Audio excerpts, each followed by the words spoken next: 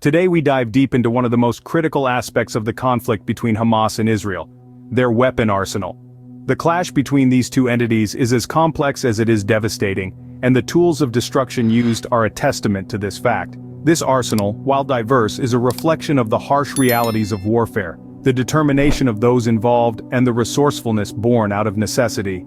Our journey takes us into the heart of conflict, where we encounter a range of weapons from homemade rockets to modified AK-47s. This diverse mix of weaponry is as intriguing as it is chilling. While some are relics of past wars, others are innovative constructs of necessity and desperation. Let's start with the homemade rockets. These are not your everyday firecrackers. On the contrary, these are potent instruments of warfare, locally produced under harsh conditions and blockades, yet capable of causing significant devastation.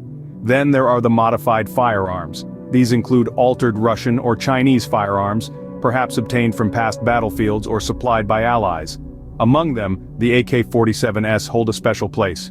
These may be old Soviet weapons left behind in Afghanistan or old Chinese weapons, but their lethal potential remains undiminished.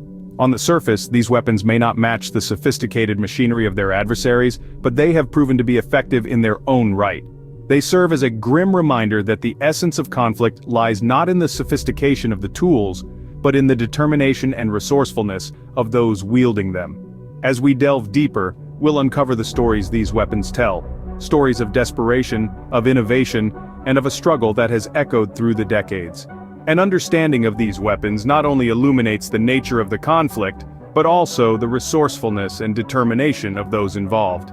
A significant part of the Hamas arsenal consists of homemade rockets. These aren't your typical store-bought, ready-to-launch rockets. No, these are crafted with a blend of necessity, ingenuity, and sheer determination, right in the heart of the conflict zone in Gaza. Despite being under a stringent blockade since 2007, Hamas has managed to establish factories for manufacturing various weapons, including these rockets. The question is, how does one make a rocket in such conditions? The answer is simpler than you might think. The majority of these rockets are produced locally using available materials, often scrap metal and whatever else can be repurposed into a weapon of war. The origin of these homemade rockets is as diverse as they come. Some are modified versions of Russian or Chinese firearms, relics from past battlefields. Others are potentially supplied by Iran. Regardless of their origin, these rockets are testament to the resourcefulness of Hamas under the most challenging circumstances. But don't let their humble beginnings fool you. These homemade rockets, though less sophisticated than their counterparts, have caused significant devastation. They are usually packed with explosives and shrapnel to maximize damage upon impact. The aim isn't precision, it's disruption and chaos. In terms of impact, these rockets have undeniably shaped the course of the conflict. They can be launched from portable platforms, making them hard to track and even harder to intercept. This mobility allows for a wide range of targets from military installations to civilian areas, further escalating the tension and fear.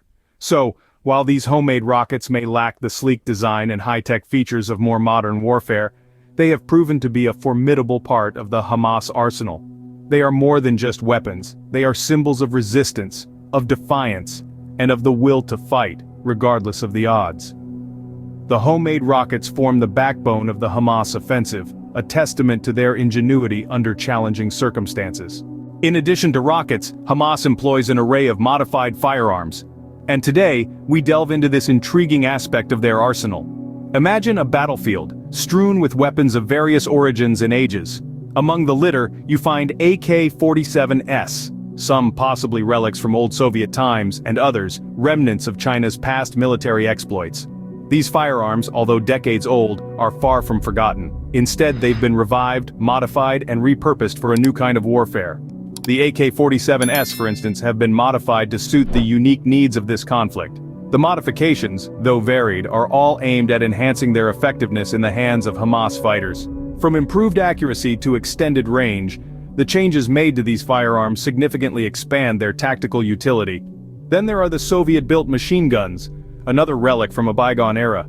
These decades-old weapons have been re-engineered, tweaked, and fine-tuned to suit the specifics of the conflict. Despite their age, these machines of war still pack a punch, spewing a hail of bullets at the enemy. But where do these weapons originate? Some suggest they were left behind on past battlefields, while others believe they were supplied by Iran. While the exact provenance of these firearms remains murky, their impact on the conflict is indisputable. These modified firearms have proven to be a formidable force in the conflict. They may not boast the technological sophistication of their Israeli counterparts, but their effectiveness is undeniable. In the hands of Hamas fighters, these weapons have caused significant devastation, shaping the course of history and igniting debate and controversy. So, while the world may focus on the rockets and the high-tech weaponry, it's these modified firearms, these relics of past wars that form the backbone of Hamas's arsenal. They are a testament to the ingenuity and resourcefulness of the fighters, who've managed to transform these discarded weapons into tools of modern warfare. These modified firearms, although not as technologically advanced as their counterparts, have proven to be a formidable force in the conflict. And as we continue to explore the arsenal of Hamas, we'll see how these weapons and others have shaped the course of the Israel-Hamas conflict.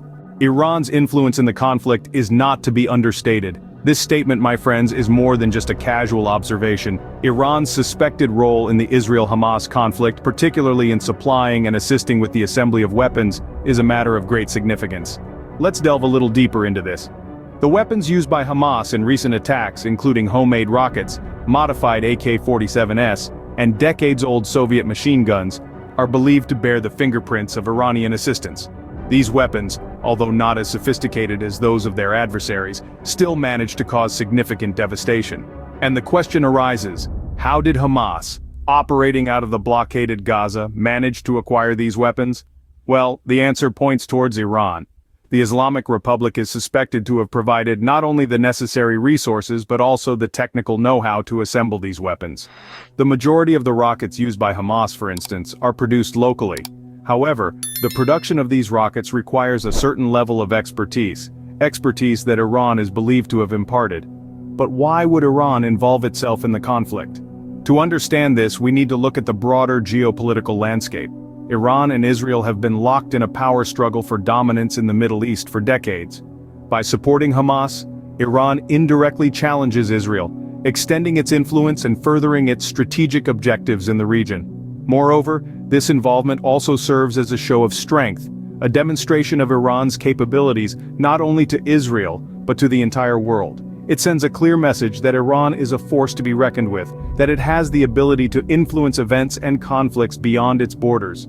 Iran's involvement points to the broader geopolitical implications of the conflict, adding another layer of complexity. The Israel-Hamas conflict is not merely a regional issue. It is a chess piece in a much larger game of power and influence, a game in which nations like Iran play a pivotal role. As we have seen, the arsenal of Hamas is diverse and complex. This is a testament to their resourcefulness and determination, despite the constraints and challenges posed by the Gaza blockade. Let's take a moment to recap what we've discussed. We began our journey with the homemade rockets, the majority of which are locally produced within the confines of the Gaza Strip. These rockets, although not as sophisticated as those used by Israel, have proven to be a significant factor in the conflict. The sheer volume and unexpected reach of these rockets have caused considerable devastation and disruption. We then moved on to the modified firearms. These include altered AK-47s and decades-old Soviet machine guns, possibly obtained from past battlefields or supplied by other sources. Some of these firearms are believed to be old Soviet weapons left behind in Afghanistan or ancient Chinese weapons. Despite their age, these firearms have been modified and adapted to serve the needs of the Hamas militants, embodying their resilience and adaptability. And we cannot forget the role of Iran in this narrative. It is believed that Iran has provided assistance in acquiring and assembling these weapons, further complicating the geopolitical landscape of the region. This involvement underscores the complexity of the conflict and the intricate web of alliances and influences at play, but it's not just about the physical weapons, it's about what they represent. The resolve of a group operating under extreme conditions, the legacy of past conflicts, and the shadow of foreign intervention. The weapons used in the conflict between Hamas and Israel are more than just tools of war. They are symbols of resilience, resourcefulness, and the complex web of geopolitical influences. They are a reminder that the story of this conflict is far from over, and the implications of these weapons continue to shape the course of history.